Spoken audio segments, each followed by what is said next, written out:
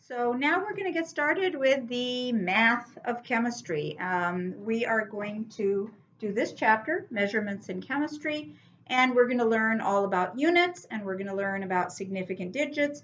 Hopefully you've printed out the what you need to know list for this section and you can follow along, okay? Normally in chemistry, we don't ever just write a number without putting a unit next to it. So if I'm going to write 25, I have to say 25 what? Is it 25 grams, 25 milliliters, 25 Coke bottles? What is it? You have to tell me what that 25 represents. So we will use units of mass. We'll use units of volume. We'll use units of length in this video. And then eventually we're going to start using other units in chemistry. We'll use units of temperature. We'll use units of pressure as we progress on through the semester. Normally in science, we pretty much use the metric system. We'll sometimes use the English system, but we really need to train you guys to feel really comfortable with the metric system. So that's what we're going to do in this video here. We're going to talk about the metric system. The metric base unit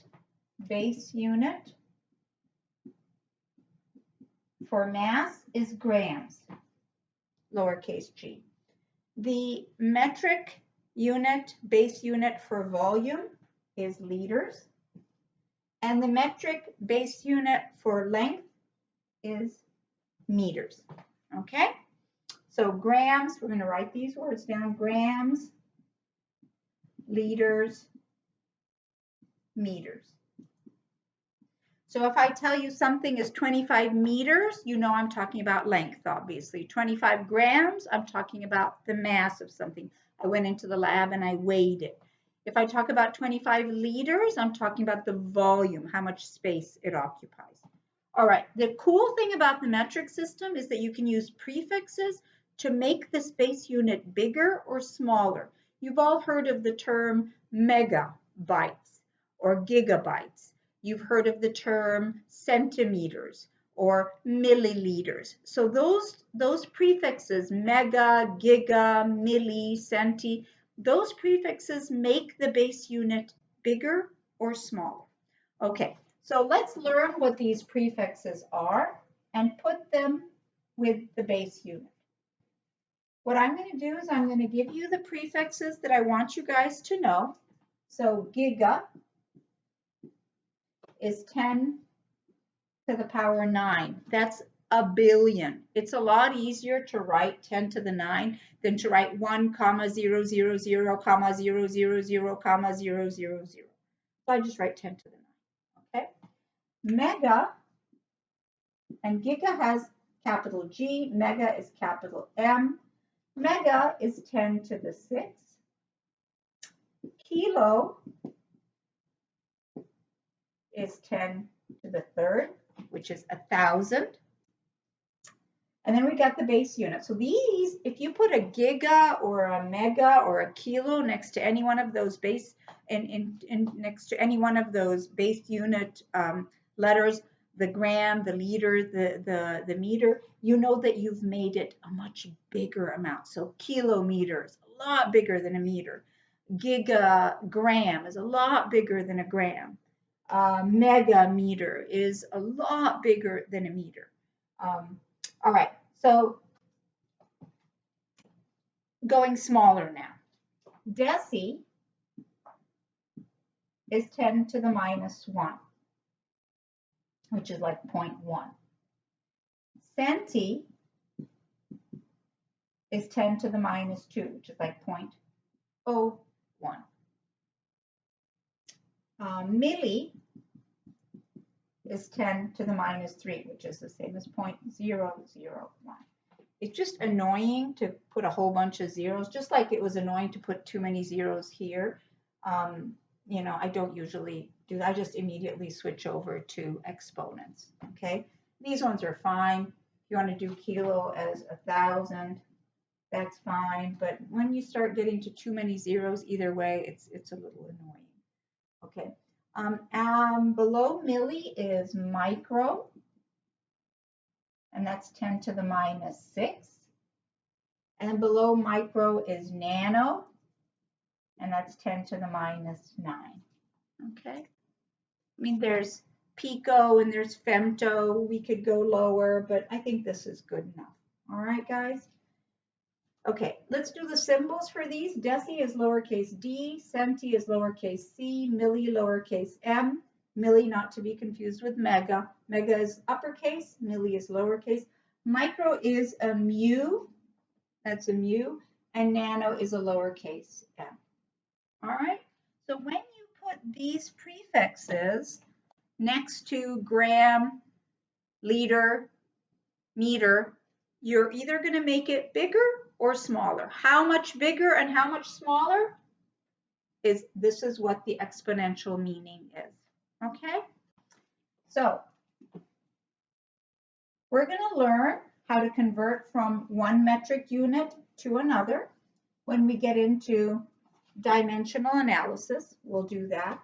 But let's first practice a little bit of things here. So let's say I have 10 micrograms or 25.0 centimeters, or let's say 1.85 gigaliters. All right, these are 3 measured numbers. You should immediately be able to tell me that this is a measurement of mass. How do you know that? Because of this grams. That tells you it's mass. Micrograms means that it's a small amount. All right, so this is a small amount of grams, 10 micrograms. This, you immediately know that it's a measurement of length. Okay, so this is mass, this is length. How do you know from this thing over here? And then centi, because it's, remember, it's centi is 10 to the minus 2, so this is a small amount of length. This, you should, liters means volume, and the giga means this is a very large volume, all right? So when you're looking at measured quantities, you need to be able to look at the unit, tell me if it's mass or volume or length, and looking at the prefix before the base unit, be able to tell me if it's something big or something small. We're going to eventually learn, like I said, how to convert from one unit to another, and we'll do that once we get started with dimensional analysis. All right, so make some index cards for yourself, just like you learned all of the elements. Hopefully you did already. You're going to need to know these prefixes very well, so make some index cards. Put the name of the prefix on one side and the mathematical meaning on the other. I recommend that you use exponents. For those of you who don't like exponents, then go ahead and put in all the zeros if you want to. You should feel comfortable with both. It's just that I think exponents are easier. Okay, the next thing on our what you need to know list talks about exact numbers and inexact numbers. Let's go with exact numbers first. An exact number has an unlimited or an infinite number of significant digits.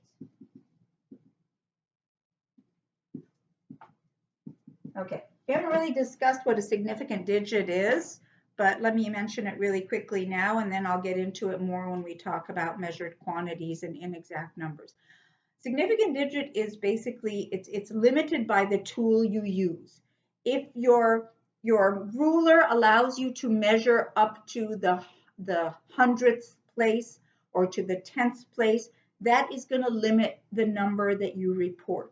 If your balance that you're using goes to the 3rd decimal place, you can't write 4 or 5 or 6 decimal places. So the tool that you use to measure a number limits the number of digits that you can report.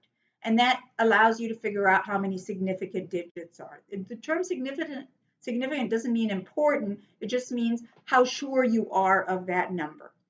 If you're dealing with an exact number, for example, a definition, or you walk in and you count. So definitions or counting are considered exact numbers. What's a definition? A dozen is 12.